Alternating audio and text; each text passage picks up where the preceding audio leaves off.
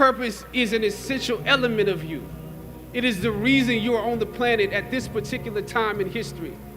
Your very existence is wrapped up in the things you are here to fulfill. Whatever you choose for a career path, remember the struggles along the way are only meant to shape you for your purpose. God says in Jeremiah, I know the plans I have for you.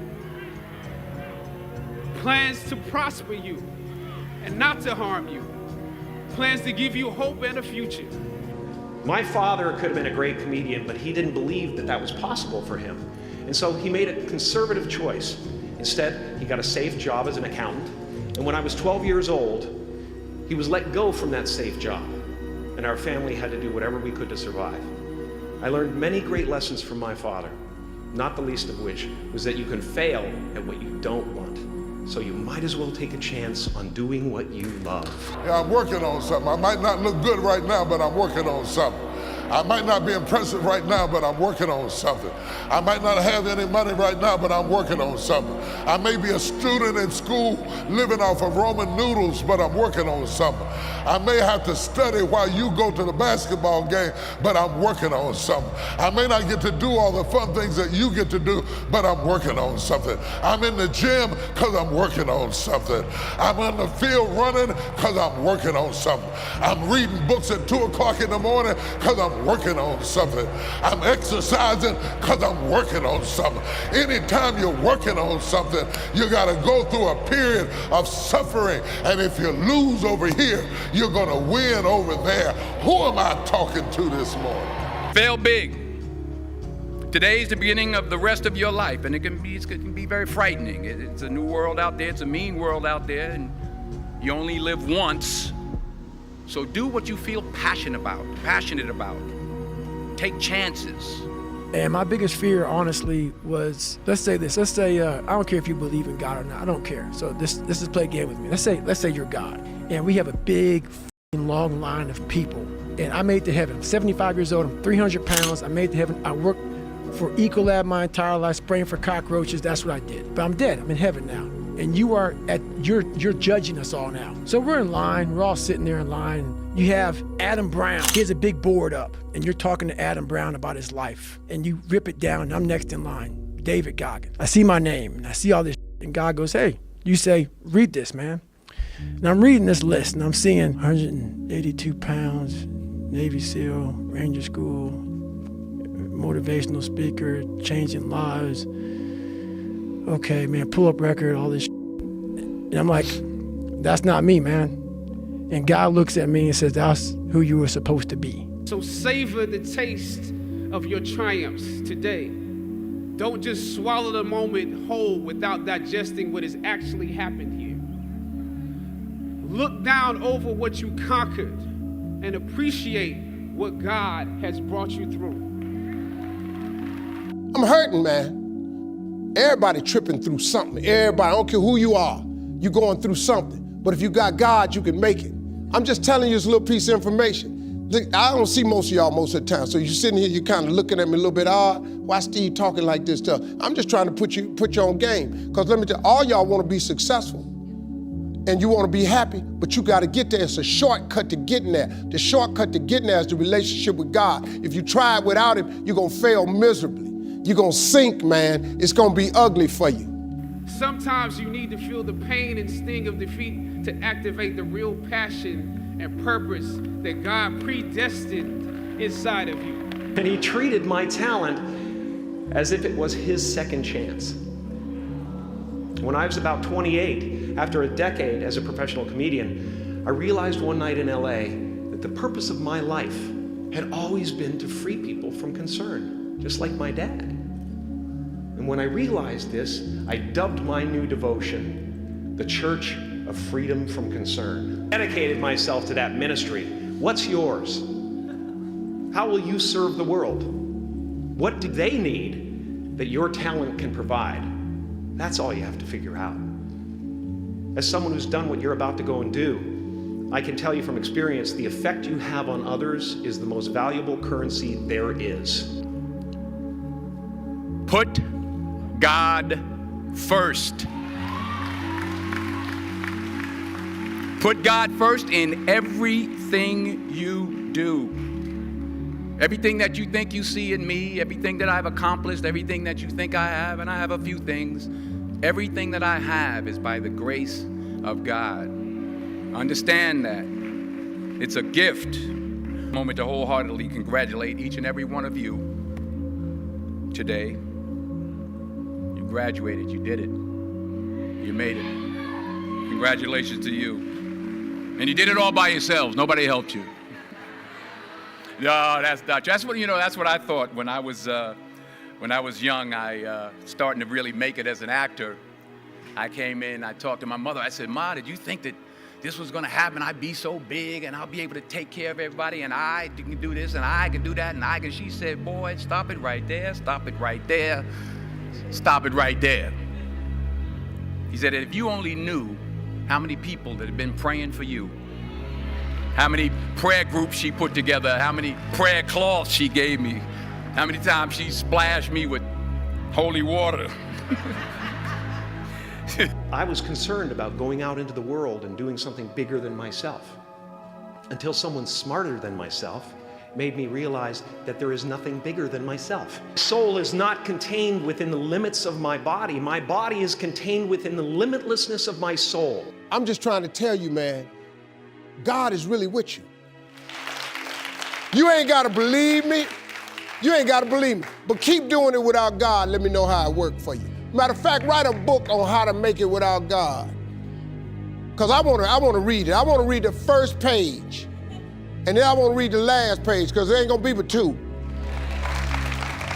You can jack your life all the way up. When you make proving to other people that you are somebody your goal, you fall short of your divine purpose. Because God did not create you to impress people. By impressing people that have nothing to give you but an opinion. And everyone has an opinion. And few of them are changed by the accoutrements of our success. Our problems today center around the fact that we have a tendency to buy our wants and beg our needs. It's time to stay focused. It's time to decide clubs, partying, trying to fit in and socialize, rub elbows with everybody so people can stop calling you weird. Why are you so antisocial? Because I'm trying to get it. Why are you staying on the basketball court so much? Because I'm trying to get it. Why are you out there practicing in the hot sun when ain't nobody else out there? Because I'm trying to get it. Why are you not clubbing? Like every time I text you and invite you to go do something fun and cool, you always studying. Because I'm trying to get it. Let me tell you something, homie. These women ain't going nowhere. These clubs, these parties, all this shit ain't going nowhere. The more weird you are is a reflection of how committed you are to focusing on your shit, molding and shaping and developing your ideas and your craft so that when it's time for you to make your rounds, you gonna fly. It's get on your nerves. The extra money you had to spend get on your nerve. Everything gets on your nerve. But the moment the house is built and you get all your furniture in and you move in and you settle down and you light your fireplace and you put your music on and you dim your lights, you don't remember the contractor, you don't remember the permits, you don't remember the struggle, you don't remember the pain, because what's in front of you is greater than everything you went through. And so you're not sitting in your new house fussing about the contractor, because the gain is great enough to swallow up the agony of the process. Oh, y'all don't hear what I'm saying. And there's somebody that I'm preaching to. God is getting ready to give you a massive gain. Sit here to teach you is that you have to be willing to lose in the short run to win in the long run, so that you can have in the long run. You have to be willing to be laughed at in the short run and spend 120 years having all your neighbors laughing at you building a boat in your backyard. You have to go through 120 years of them making fun of you and saying you're a lunatic. But they won't laugh in the end, because when the rain comes, they'll understand that you were working on something while you were waiting on something. Touch somebody and say, I'm working on something. You got dreams and visions. I got news for you. God is in the make your dream come true business. He did it for me. How he won't do it for you? A lot of y'all better than me. I'm just gonna flat out tell you. Most of y'all ain't done what I had to do to get to where I am today. You just ain't had to do this type of dirt. You ain't been homeless, so what you ain't got to scrap like me. Because this person who judges you is supposed to know everything. Supposed to know from the time you're dead to the time you're time you're born, to the time you're dead. I want this person to be up there to be like this, up there writing more about me, saying, I know you can do that. I know you can do that. So I want to impress whatever is up there, whatever's going on in life. I want to go up there and not have anything left on the table. I want to drain my soul of every bit of person I am. My mother's beauty shop. They still call it beauty shop now? What they call it now? Yeah, I'll sit in the beauty parlor. I was sitting in my mother's beauty parlor, and I'm looking in the mirror, and I see behind me this woman under the dryer. And every time she looked up, every time I looked up, she was looking at me, just looking me in the eye. And I didn't know who she was, and I said, she said, somebody give me a pen, give me a pencil, I have a prophecy. March 27, 1975, she said, boy, you are gonna travel the world and speak to millions of people. Now mind you, I was flunked out of college. I'm thinking about joining the army. I didn't know what I was gonna do, and she's telling me I'm gonna travel the world and speak to millions of people. Well, I have traveled the world, and I have spoke to millions of people.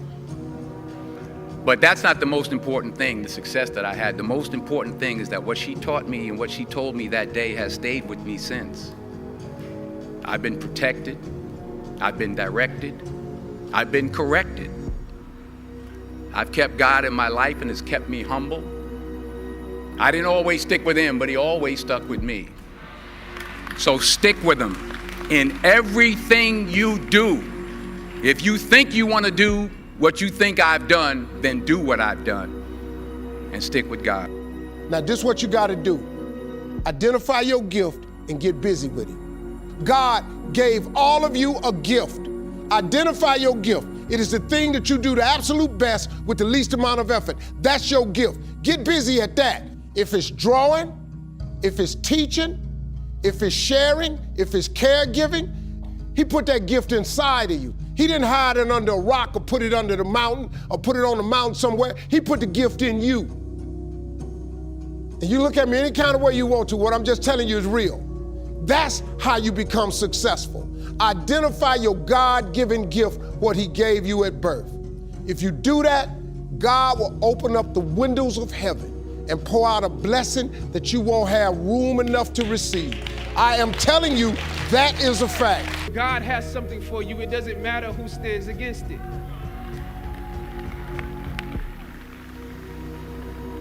God will move someone that's holding you back away from a door and put someone there who will open it for you.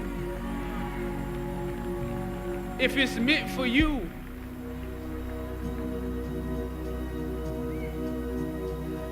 I don't know what your future is, but if you're willing to take the harder way, the more complicated one, the one with more failures at first than successes, the one that has ultimately proven to have more meaning, more victory, more glory, then you will not regret it. Now, this is your time.